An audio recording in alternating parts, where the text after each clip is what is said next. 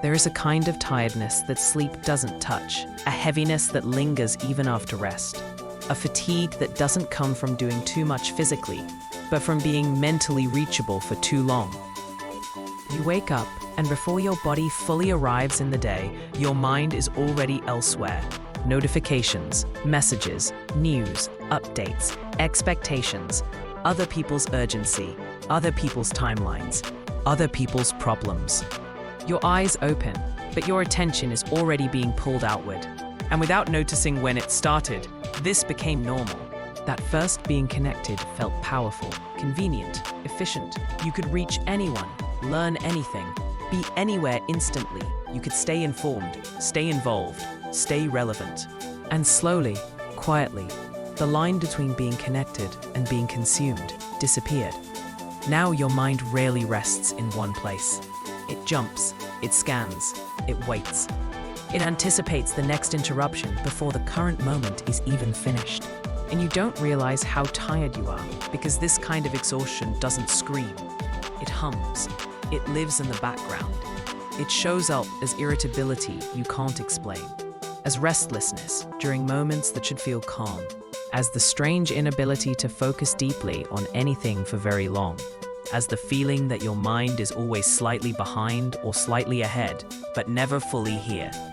This is digital exhaustion, and it didn't happen overnight. It happened one small moment at a time. Every time you checked something real quick, every time silence felt uncomfortable, every time boredom was treated like a problem instead of a pause, every time you stayed available when your body was asking for withdrawal, your nervous system adapted perfectly, too perfectly. It learned to stay alert at all times, to keep a low-level readiness running constantly, to treat every vibration, sound, or notification as potentially important. And the body doesn't know the difference between a real threat and a digital one. It only knows stimulation. It only knows interruption. It only knows that it's never fully off duty. So even when you're doing nothing, your system is doing everything. You scroll, not because you enjoy it, but because stopping feels strange. You switch apps, not because you need to, but because stillness feels unfamiliar. You consume content, not because you're curious, but because being alone with your thoughts feels heavier than being distracted. And the more connected you become, the more disconnected you feel from yourself. Your attention fragments, your thoughts shorten, your patience thins. Deep thinking becomes harder. Long conversations feel draining. Simple moments feel incomplete unless they're documented, shared, or enhanced by something external. And the cruel irony is this: the tools designed to save time quietly steal your presence. You don't notice it at first because nothing breaks. You still function. You still reply. You still keep up. You still look productive. But inside, something is wearing down. Your mind is always slightly tired. Your emotions feel flattened or overstimulated. Your inner world feels crowded, yet oddly empty. You are always available, but rarely fulfilled. And because everyone else is living this way too, it doesn't feel alarming. It feels normal. It feels expected. It feels like the cost of modern life. But your brain wasn't built for constant input.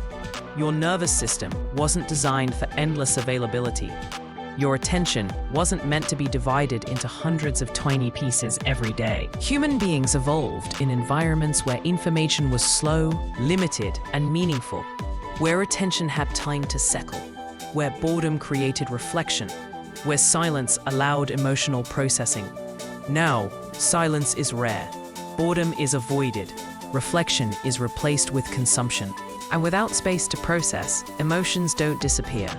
They stack, they compress, they linger beneath the surface, unintegrated. That's why you can feel overwhelmed, even on quiet days. That's why rest doesn't always restore you. That's why your mind feels noisy, even when nothing is happening. You're not lazy, you're overstimulated. You're not unmotivated, you're mentally exhausted. You're not broken, you're overloaded. Digital exhaustion doesn't always look dramatic. Often it looks like a subtle loss of depth. You still feel things, but not fully. You still think, but not deeply. You still care, but not sustainably. Your emotional range narrows, your creativity dulls, your tolerance for complexity decreases. You crave stimulation, but resent it. You seek distraction, but feel emptier afterward. You want rest, but don't know how to truly disengage.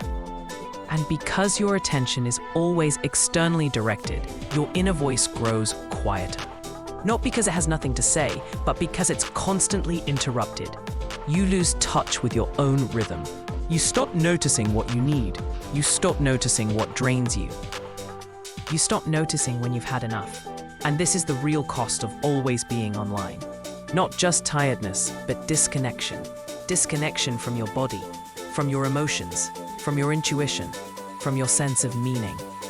You become reactive instead of intentional. Responsive instead of reflective. Busy instead of present. And at a time, this creates a strange existential fatigue. A feeling that life is moving fast, but you're not really inside it. That days blur together. That time slips by without clear memory. That you're constantly consuming experiences instead of inhabiting them. This isn't because you lack discipline. It's because your environment is designed to keep you engaged, not grounded. Attention is monetized. Urgency is manufactured. Stillness is discouraged. And opting out, even briefly, can feel uncomfortable, even scary, because when the noise fades, what's left is your inner world. And if you haven't visited it in a while, it can feel unfamiliar. So you stay connected. You stay reachable. You stay busy, not because it nourishes you, but because it distracts you. But here's the quiet truth most people never stop long enough to hear. Your exhaustion is trying to tell you something. It's not asking you to quit technology entirely. It's not asking you to disappear. It's asking for boundaries, for rhythm, for space. It's asking for moments where your attention belongs to you again.